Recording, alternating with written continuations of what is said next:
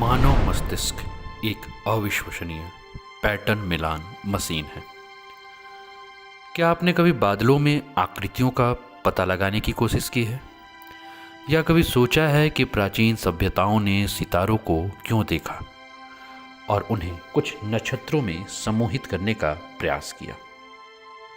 मनुष्य स्वाभाविक रूप से पैटर्न खोजने के लिए विकसित हुए हैं।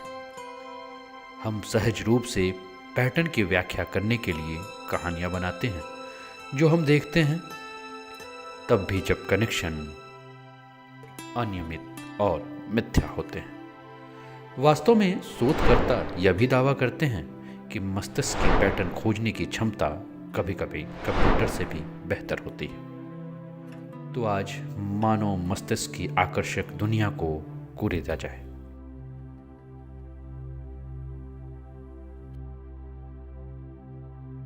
मनोविज्ञान में पैटर्न पहचान एक ऐसी प्रक्रिया को संदर्भित करता है जो स्मृति से प्राप्त जानकारी के साथ उत्तेजना से जानकारी की मेल कराती है। पैटर्न की पहचान की प्रक्रिया में मस्तिष्क में पहले से संग्रहित जानकारी के साथ प्राप्त जानकारी का मिलान करना शामिल है। भ्रमित हो गए? चलिए एक उदाहरण के माध्यम से हम इसको समझते हैं।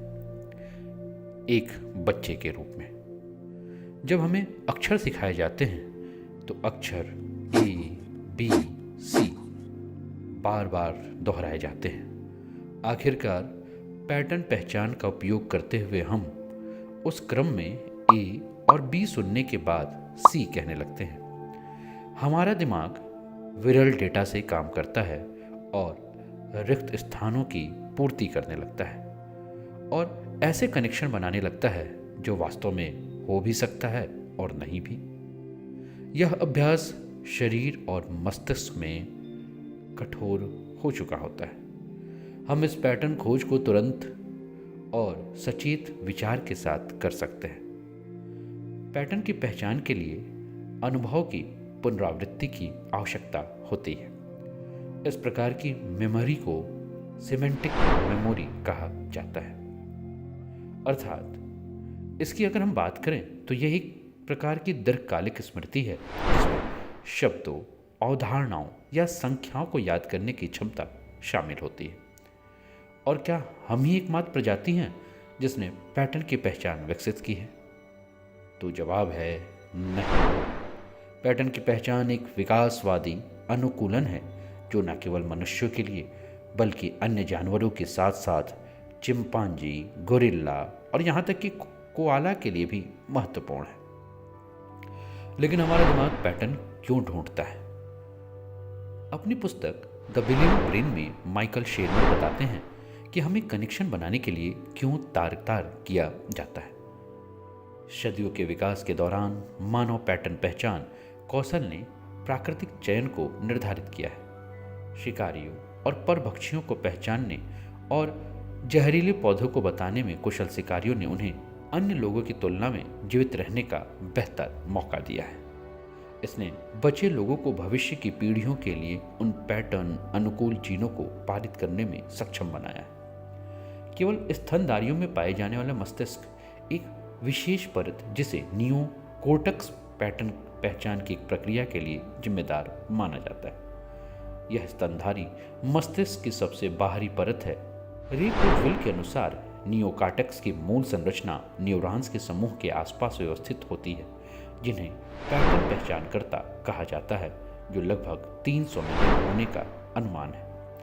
पूरे जीवन काल में यह परिकल्पना की जाती है कि यह पहचानकर्ता समय के साथ सीखे गए नए दृश्य, संख्या, प्रकृति, शब्द और लोगों को पैटर्न समझने के लिए खुद एक दूसरे से जोड़ सकते हैं। इस मस्तिष्क परत के अध्ययन के आधार पर शर्मीर का कहना है कि हमारे दिमाग विश्वास का इंजन है। विकसित पैटर्न मान्यता वाली मशीनें जो डॉट्स को डॉट्स से जोड़ती है उन पैटर्न से अर्थ पैदा करती है जो हम सोचते हैं कि हम देख रहे हैं। हम इस बात से बेखबर हैं कि हम विरल सूचनाओं के कैसे त्वरित संबंध बनाते हुए चलते हैं, क्योंकि यह दुनिया हमारी धारणा में काफ़ी कठोर है। नेत्र शरीर विज्ञान हमें बताता है कि हम केवल वही देख सकते हैं जो हमारे सामने है और एक समय में हम केवल एक ही रंग देख सकते हैं, बाकी हमारे लिए बेरंग कलंक है। लेकिन ऐसा नहीं है। हम उस दुनिया को कैसे देखते हैं जिससे हम रहते हैं।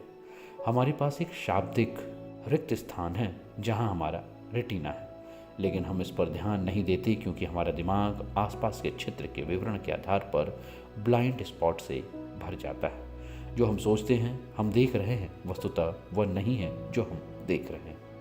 हमारा मस्तिष्क रिक्त स्थानों को स्मृतियों और धारणाओं से भरकर अपूर्ण आंकड़ों की पूर्ति करता है।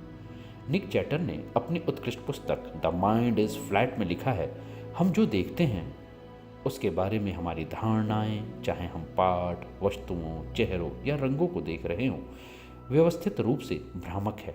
हम जितना सोचते हैं उससे बहुत कम देखते हैं कि हमने क्या देखा, क्या सोचा। वास्तव में हम दुनिया को एक समय में एक अंश के रूप में देखते हैं और हम टुकड़े टुकड़ों को एक साथ जोड़ सकते हैं, जैसे हम एक कहानी में लगातार वाक्यों को एक साथ जोड़ सकते हैं।